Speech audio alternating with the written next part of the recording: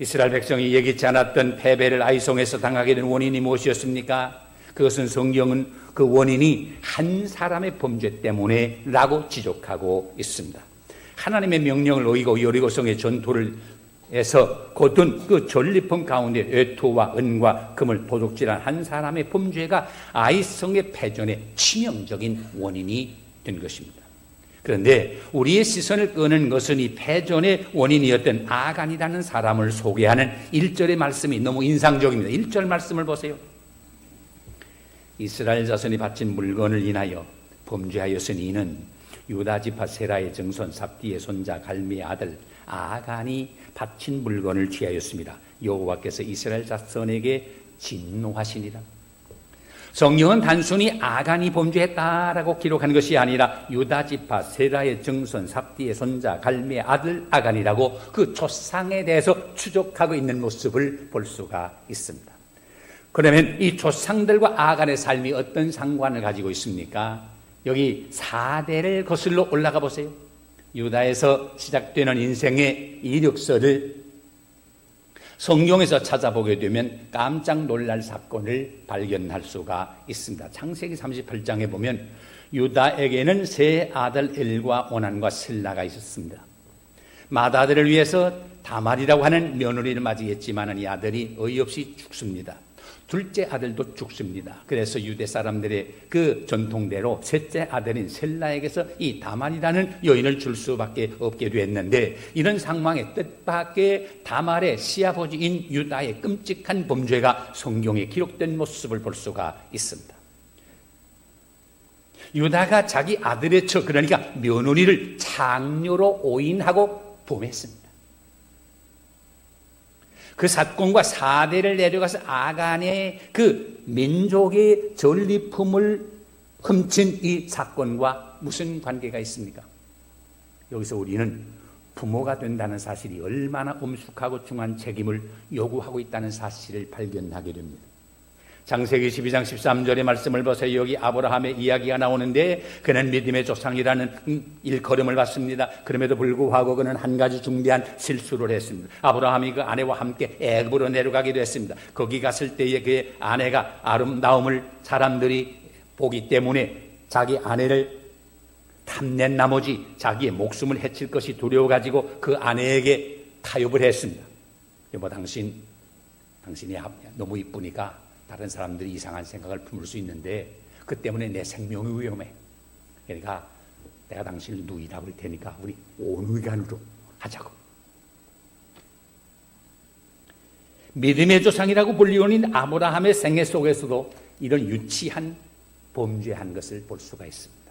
그런데 어이없는 사실이 역사가 흐르면서 어떻게 나타났습니까? 창세기 26장 6절 이하에 보게 되면 아브라함의 아들 이삭의 이야기가 나오는데, 장소는 애굽이 아니라 그랄 땅이었습니다. 장소도 다르고 사람도 다릅니다. 그러나 이삭의 사건이 이렇게 기록되어 있습니다. 이삭이 그랄에 거하였더니 그곳 사람들이 그 아내를 물음에 그가 말하기를 그는 나의 누이라 하였습니다. 아버지가 그런 일을 하더니 아들도 똑같은 일을 했습니다. 아브라함이 이런 저질렀던 것과 똑같은 일이 그 아들의 생애에서 일어난 것을 보게 되면 참 놀랍습니다. 아버지의 실패를 그대로 답습하는 것을 볼 때 놀라지 않을 수가 없습니다. 우리 자손들이 얼마나 정확하게 부모의 삶의 태도를 그대로 닮아가고 있습니까? 만일 우리 자녀가 우리의 허물과 우리의 실수를 그대로 답습하기를 원치 않는다고 할 것이면 어떻게 해야 됩니까? 하나님을 바라보고 살게 해야 합니다. 하나님을 의지하고 살게 해야 합니다. 하나님을 신뢰하고 살게 해야 합니다. 우리는 부모의 실수를 보면서 나는 그렇게 살지 않아야지 하면서도 자주 넘어지고 실패하는 아버지와 어머니의 실수를 반복하고 낙심하고 고민에 빠진 적이 없습니까? 말씀 앞에 결단합시다. 하나님을 바라보세요. 주님을 신뢰하세요. 하나님의 능력을 구하세요. 주님께 도움을 구하면 부모의 실수를 반복하지 않게 될 줄로 믿습니다. 우리의 자녀들이 우리의 실패를 반복하지 않을 수 있는 길도 훈계나 설득만 가지고 되는 것 아닙니다. 그들이 하나님을 온전히 의지하게 해야 합니다. 그럴 때 우리보다 더 바람직한 삶을 사는 모습을 보게 될 줄로 믿습니다. 이스라엘 백성이 아이성과 전투에서 어떻게 그처럼 비참하게 실패하게 됐습니까? 이스라엘 백성은 여리고성에 승리한 후에 자만심을 가지게 됐습니다. 오늘 쓰신 말씀 1절 바로 앞절인 여호수아 6장 27절을 보면 이런 말씀이 나옵니다. 여호와께서 여호수아와 함께 하시니 여호수아의 명성이 온 땅에 퍼지니라. 이렇게 이스라엘 백성은 전성기를 누린 바로 직후 패전의 고배를 마시게 된 것입니다. 이것은 우리에게 무슨 교훈을 줍니까? 우리가 축복받았을 때, 우리가 은혜를 받았을 때, 우리가 성공을 했을 때, 우리가 영적인 만족을 누리게 됐을 때 사실 그 순간이 우리의 삶에 있어서 가장 무서운 위기가 될 수 있다는 사실을 기억해야 합니다. 그래서 성경은 말합니다. 그런즉 선줄로 생각하는 사람은 넘어질까 조심하라 그랬습니다. 오늘 쓴 말씀에 보면 이스라엘 백성은 아이성을 공격하기 전에 먼저 정탐꾼을 보냈습니다. 그런데 그들이 아이성을 돌아보고 와서 하는 말이 백성을 그리도 다 올라가게 하지 마세요. 가보았더니 조그만 성이고요.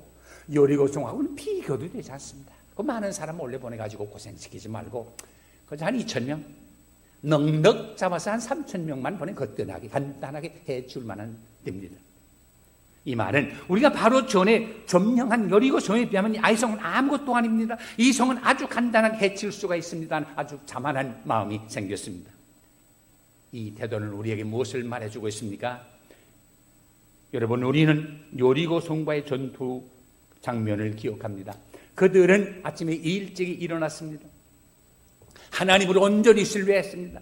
하나님께 간절히 간구했습니다. 하나님이 말씀하시는 대로 온전히 순종해서 발걸음을 옮기기를 원했습니다. 그런데 오늘 주신 말씀을 보니까 여리고 성을 공격할 때처럼 이스라엘 백성들이 기도했다는 기록이 없습니다. 하나님의 말씀을 받았다는 말도 없습니다. 아침에 일찍이 일어났다는 기록도 없습니다. 자만심이 초래하는 이 무서운 오해를 보세요. 그들은 성공적인 일을 했을 때 이것이 자기의 힘으로 된 줄로 착각을 했습니다.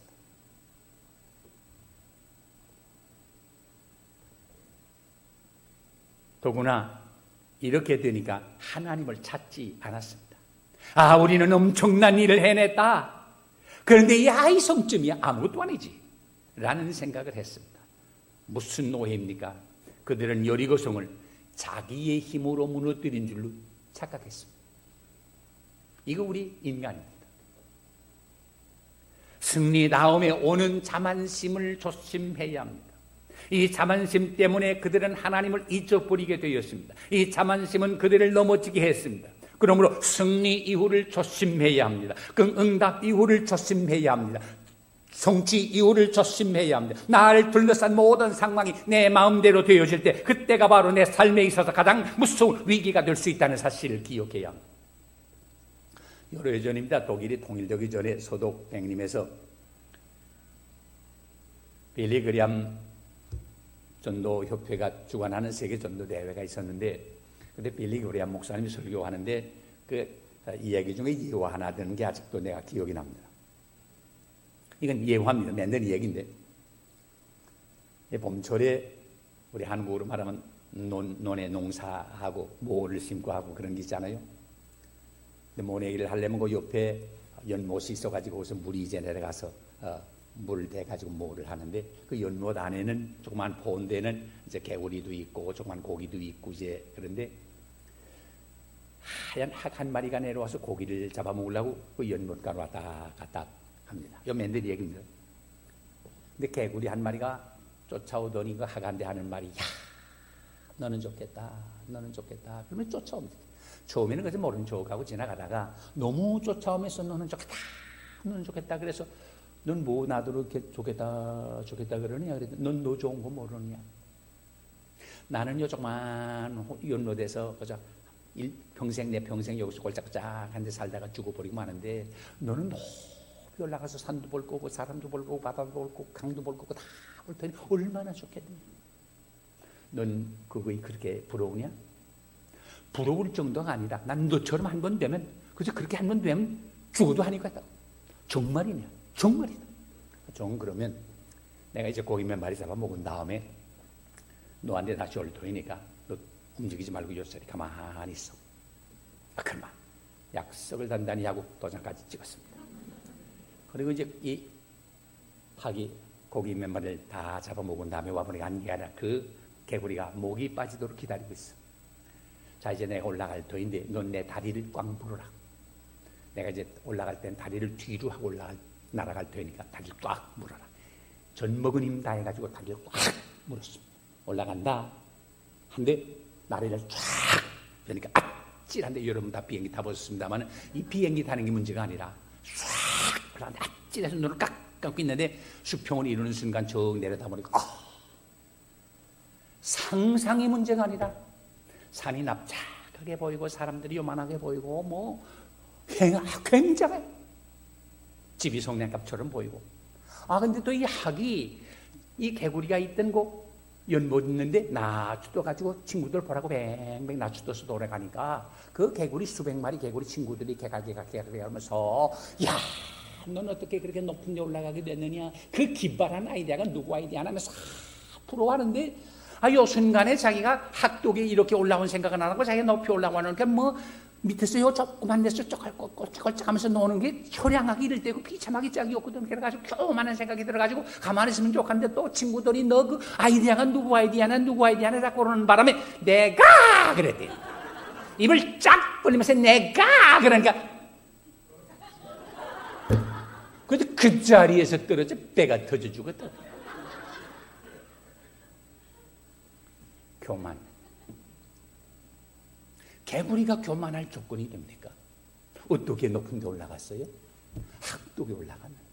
우리 인간이 교만할 조건이 있습니까? 모두가 다 하나님이 주신 건데 뭐 공부 좀 했다고 돈푼 좀 있다고 권력 좀 있다고 미모 좀 괜찮다고 어떻게 우리가 교만할 수 있습니까? 하나님은 교만한 자는 물리치시고 겸손한 자에게 은혜를 주십니다. 이스라엘 백성이 조그만 도성 아이송에게 옴짝 못하고 36명이나 죽게 되는 이런 놀라운 창피를 당하게 된 거 교만 때문에. 인류 역사를 살펴보면 개인이든 민족이든 교만 때문에 망하는 개인 민족이 얼마나 많은지 모릅니다. 그리고 이스라엘 백성들은 공동체 의식이 부족했습니다. 오늘 주신 말씀 1절을 이렇게 시작했습니다. 이스라엘 자손이 바친 물건을 인하여 범죄하였으니 이는 유다 지파 세라의 정손 삽디의 손자 갈미의 아들 아간이 바친 물건을 취하였습니다. 여호수아 6장 18절 19절에 보면 하나님이 여호수아를 통해서 분명한 경고를 말씀했습니다. 여리고성을 무너뜨린 다음에 여리고성에서 얻은 물건 전리품은 아무것도 만지지 말라. 손대지 말라. 다 하나님은 구별된 것이다.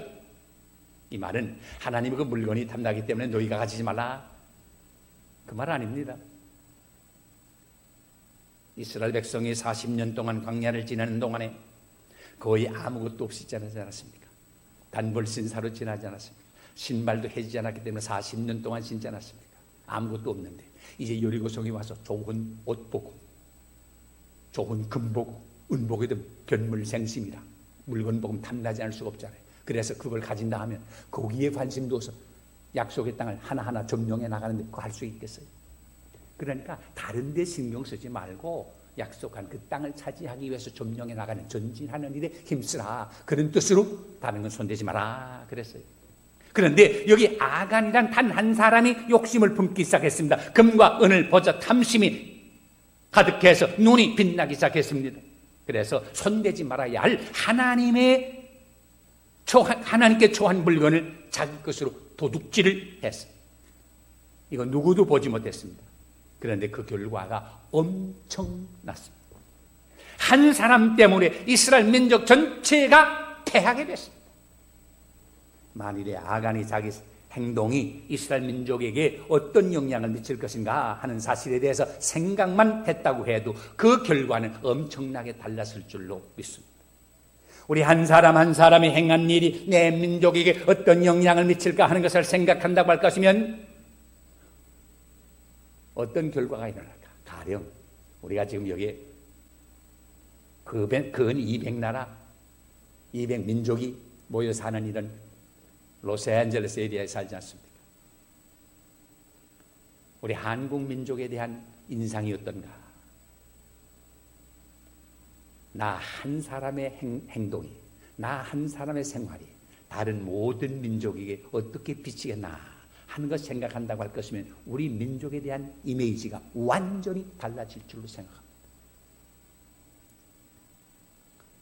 어떤 분은 그런다고 근데 조금 실수해가지고 너 어디냐, 너 어디 사람이냐 그러면 Chinese.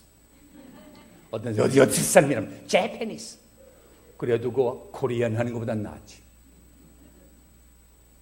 그러나 여러분, 우리 한국 사람이 한 사람이 잘못하게 되면 모든 다른 사람이 어떻게 미칩니까? 그 코리안들, 어그리 코리안들이라고 말할 수밖에 없다는 사실을 우리는 기억할 때 우리 한 사람 한 사람의 생활 행동이 얼마나 소중한지 얼마나 중요한지 말할 수가 없습니다. 나 한 사람쯤이야 하는 사고방식으로 나 혼자 은밀하게 취한 행동이 혼자만의 행동으로 끝나지 않았습니다. 이러한 사고방식을 가지고 지낸 개인이 모였을 때 가정과 교회와 사회와 국가에 미치는 영향이 엄청난 것입니다. 그래서 사도 바울은 빌립보 교회에 보낸 편지에서 그런 말을 했습니다. 오직 너희는 그리스도의 복음에 합당하게 생활하라. 여기서 말하는 생활이란 말은 공적인 시민 노릇을 하라는 뜻입니다. 다시 말하면 너희는 그리스도인의 복음에 합당하도록 하나님의 자녀답게 하나님의 나라의 시민답게 행동하라 하는 말입니다. 그러므로 우리 언행심사에 이것이 하나님의 자녀로서 합당한가라는 것을 생각하면서 생활한다고 할 것이면 엄청난 변화가 일어나리라고 믿습니다. 어제 신문을 보니까 이 오렌지 카운티에 4사람 중에 3사람이 예수 믿는 사람이라고 그래요. 내가 그걸 볼 때 우리 예수 믿는 사람 한 사람만 바로 산다고 할 것이면 우리 한국 민족에 대한 레피테이션이 얼마나 좋아질까.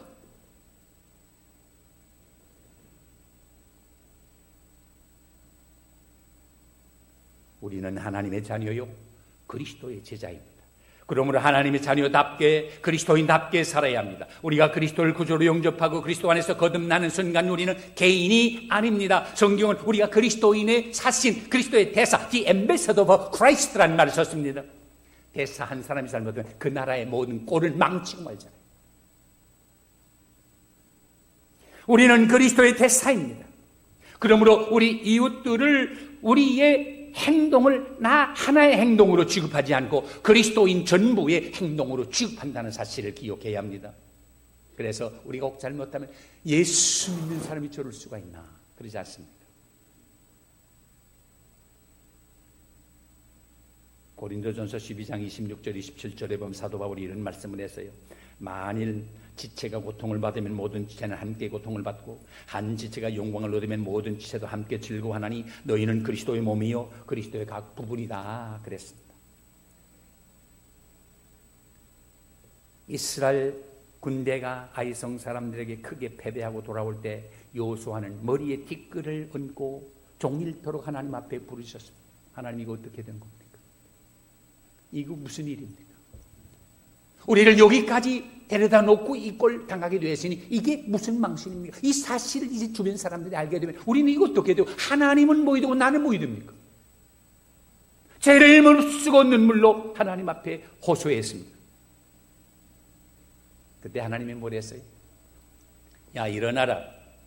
너 어떻게 그렇게 엎드려 부르짖기만 하느냐?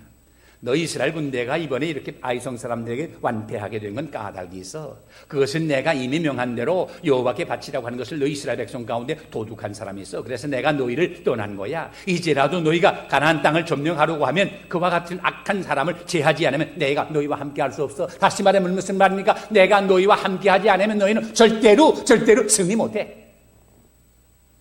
지금까지의 승리가 내가 너희와 함께한 것 때문이야. 보라, 내가 너희 떠나니까 이렇게 망신하지 않느냐. 여호와가 이 말씀을 들을 때 깜짝 놀랐습니다.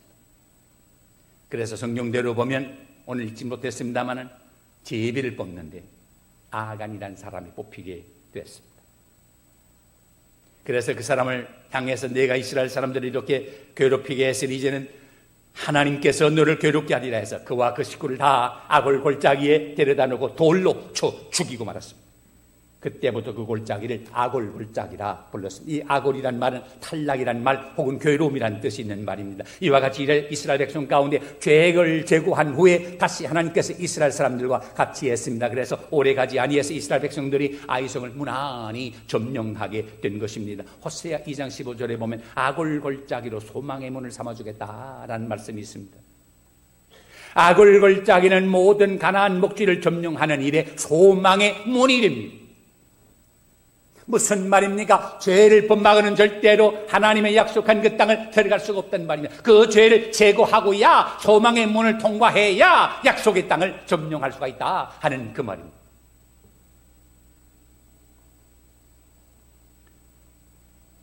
죄를 온전히 회개하고 죄 버리는 골짜기가 없이 우리 앞에 소망은 없습니다. 이것은 민족의 장래만 그런 것 아니고 우리 개인의 생활에도 마찬가지입니다. 아골골짜기를 지나야만 우리에게 소망이 있습니다. 여러분, 사도 베드로의 생활을 잘 아십니다. 베드로가 다른 사람이 다 예수를 버린다고 할지라도 자기는 절대로 버리지 않겠다고 장담하고 나선 사람 아니었습니까? 그런데 장담하는 동안은 소망이 없었습니다. 과연 예수님께서 로마 법정에서 붙잡혀서 신문을 받게 될 때 베드로는 멀리서 예수님을 따라 제사장의 진문 밖에 불을 쪼이었을 때 비겁해졌습니다. 3번이나 예수님을 모른다고 부인했습니다. 그러나 달게 울음소리를 듣는 순간 주님의 시선이 마주칠 때 자기의 한 말과 주님의 말씀을 깨닫고 곧 그 자리에서 일어나 캄캄한 밖에 나가서 심히 통곡했다. 전설에 의하면 베드로는 달구는 소리가 들릴 때마다 일어나서 눈물로 회개했다고 합니다. 너무 가슴이 아파서 내가 왜 그런 죄를 지었노? 이 통곡의 밤이 베드로에게 있어서는 아골골짜기이었습니다. 그 밤을 통과해서 베드로에게는 소망의 문이 열리게 된 것입니다. 여러분, 온전히 죄를 자복하고 통회하는 아골골짜기 없이 우리에게는 소망이 없습니다. 아골골짜기는 괴로운 골짜기입니다. 고통의 골짜기입니다. 험한 골짜기입니다. 위험한 골짜기입니다. 그러나 요단강 평지에서 가나안 땅으로 올라가려면 반드시 이 골짜기를 통과해야만 합니다. 이처럼 우리가 천성을 향해 가는 길에도 아골의 골짜기가 있습니다. 어두운 골짜기입니다. 엄침한 골짜기입니다. 불안한 골짜기입니다. 위험한 골짜기입니다. 이런 골짜기를 지날 때가 있는데 우리는 이럴 때 어떻게 해야 합니까? 앞이 보이질 않습니다. 사방이 캄캄합니다. 그런데 우리가 기억할 것은 이런 캄캄한 사방을 돌아봐야 아무도 볼 수 없는 이런 골짜기를 향하여 갈 때 어떻게 해야 됩니까? 위를 쳐다봐야 합니다. 위에는 언제나 빛나는 태양이 있습니다. 의의 태양이 있습니다. 하나님의 빛이 있습니다. 세상은 절망적이지만 하나님께는 언제나 소망이 있다는 사실을 믿으시기를 바랍니다. 임사호천이란 말 세상 사람들이 쓰잖아요. 캄캄하고 답답할 때는 하나님을 부르라고. 하나님을 찾고 하나님께 회개하면 하나님은 그걸 다 들으시고 그 땅을, 그 개인을, 그 민족을, 그 나라를 고쳐주실 것입니다. 사랑하는 여러분, 우리는 이 골짜기를 지나면서 무엇보다도 먼저 할 일은 회개운동입니다. 아골골짜기는 고통의 골짜기요 회개의 골짜기입니다. 그러므로 소망의 문이 되는 것입니다. 우리 모두 이 아골골짜기로 소망의 문을 삼아 축복의 삶, 승리의 삶을 살아가는 우리 모두가 되시기를 주의 이름으로 축원합니다.